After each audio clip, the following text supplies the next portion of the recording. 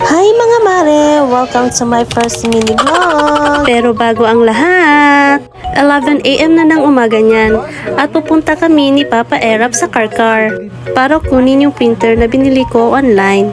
Dahil nautusan ako ni Papa na maghanap ng printer para sa mga kapatid ko. Si Mama muna ang magbabantay kay Baby Miela habang wala kami. Habang hindi pa kami nakakaalis, inaaliw muna namin si Baby Miela. Jesus, parang ayaw ko na tuloy umalis. Buti na lang ang bilis namin nakarating. Gumamit pala ako ng Google Map kasi hindi ko kabisado yung lugar ng store. Si Jindy pala nag-refer sa akin dito. Shout out to you, Jindadu. Sabi ni Jindy, mas lesser daw dito compared sa ubang store ng printer. Kaya agad ako nag-message sa Facebook page nila. Ang laki ata ng nales ko sa printer. Tinawaran ko pa ng mas lesser sa price na binigay sa akin at pumayag naman sila. Marami pa silang ibang binebenta dito. Sabi ni Manong Tindero, on sale daw sila ngayon. For pick up na lang kami sa printer. Ang bait ni Manong Tindero kasi ang bilis niya mag-message sa akin at sinasagot lahat ng queries ko. At mapagkakatiwalaan din sila. Masasabi kong highly recommended ng store na ito.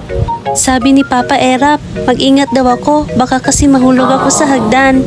Buti na lang, sinamahan ako ni Papa Erap kasi ayaw niya mahirapan ako magbitbit ng mabigat. Kapanganganak ko pa lang kasi. Yung pauwi na kami, biglang kumalam yung tiyan ko. Sabi ni Papa Erap, kain muna kami, sagot niya daw. Ayaw niya kasi na mabinat ako. Naghanap kami ng malapit na pwede naming kainan. Ito yung nakita namin, The Garden, located at Valladolid, Karkar, papuntang Chofiluca Momo Church. Ang ganda ng setup nila dito at maaliwala sa mata yung place. Meron din silang fish pond na pwede kang makapag-relax. Kaya si Papa Erap hindi pa ata nasabik sa mga food, sa mga isda unang pumunta. Sabi niya, ang lalim daw ng tubig at ang gaganda at lalaki ng mga isda. Pumasok na kami sa store para maghanap ng pwede namin kainin. Ang dami palang tao ngayon. Ang daming foods at snacks na pwedeng pagpilian. Pero sabi ko kay Papa Erap, gusto ko nung nakakabusog.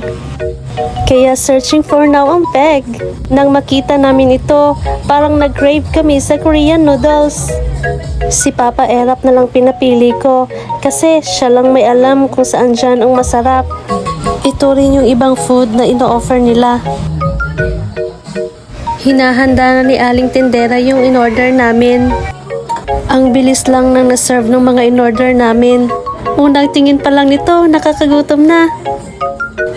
Kaya hindi na nagpatumpik-tumpik pa, kainan na! May pakanta-kanta pa yan, halatang excited sumubo. Napapalaway tuloy ako habang kinukunan ko siya. Labi yarn? Siyempre, ako naman ang titikim. Try ko rin daw yung ginawa niya. Sabi ko sa kanya, bakit may paganito pa? Pwede naman isabay na lang subo lahat. Ang sarap mag-food trip kapag kasama mo yung asawa mo. Isa ito sa banding naming mag-asawa, ang mag-food trip. Masarap din kumain ng may kasamang chika. Kampante ako sa asawa ko kapag sa kanya ko sinasabi lahat. Ngayon na nanganak na ako, 4 na beses na ata ako kumain, hindi pa kasama yung mga snacks. Sabi kasi nila, kapag breastfeeding daw, laging gutom. Pinagpapawisan na kaming dalawa dyan dahil sa sobrang init at halang ng kinakain namin. Hindi pa namin nakakalahati yung food, pero busog na kami. Kasi naman, ang dami nila mag-serve. Magkasundo talaga kami ni Papa Erap, basta mga sabaw. Mawala lang lahat, wag lang yung sabaw. Bago kami umuwi, dumaan muna kami sa bilihan ng sapatos at tsinela sa Karkar. Ang daming magaganda at matitibay ng mga footwear dito. Pinagmamadali ko na si Papa Erap dahil may baby pang naghihintay sa amin. Nagmamadali na rin kaming umuwi dahil umaambo na rin. Pagkarinig ni Baby Miela sa boses ko, biglang nagising, imbis dapat natutulog siya. Makikita mo talaga paano siya kapalanggan ni Lola at Papa niya.